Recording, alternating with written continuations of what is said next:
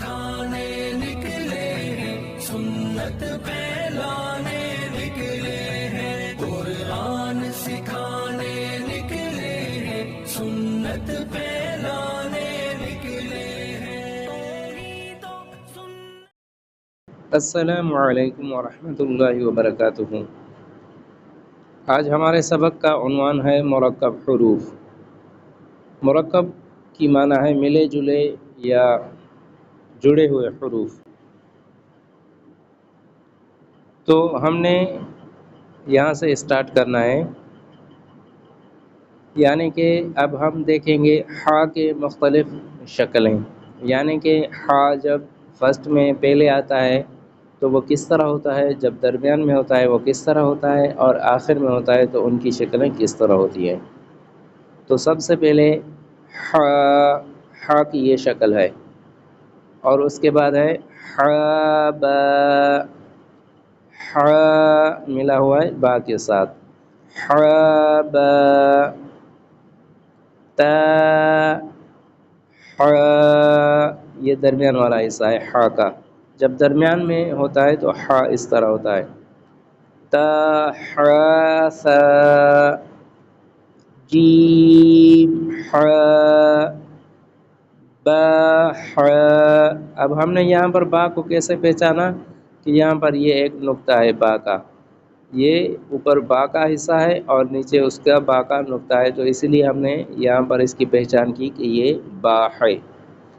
با، حا، تا، حا، اسی طرح یہ اوپر دو نقطے ہیں تو یہ تا کہلائے گا، تا، حا۔ اس کے بعد ہے خا،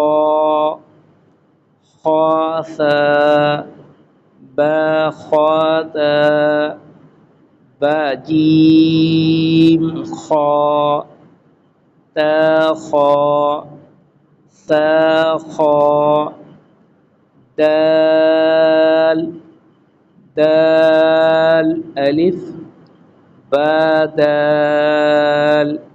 جب دال آخر میں ہوتا ہے تو یہ اس طرح ہوتا ہے، یہاں پر دیکھیں، با، دال، تا، دال، ثا، دال، جیم، دال۔ اب اس کے بعد ہے ذال۔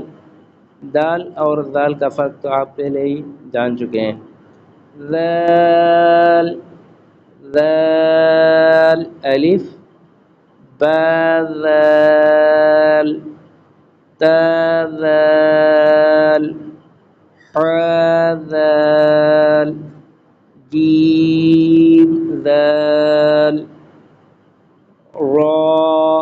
را کو جب بغیر یعنی کہ حرکات وغیرہ کے پڑھا جاتا ہے تو اس کو موٹا ہی پڑھا جاتا ہے۔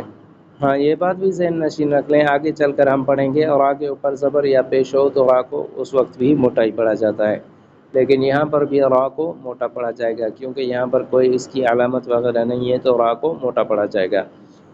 را، را، الف، حا، را، با، با، جیم، را، تا، حا، را، ثا، خا، را۔ آج کا سبق یہاں تک ہے، کل انشاءاللہ دوسرے سبق میں ملیں گے، تب تک کے لیے اللہ حافظ۔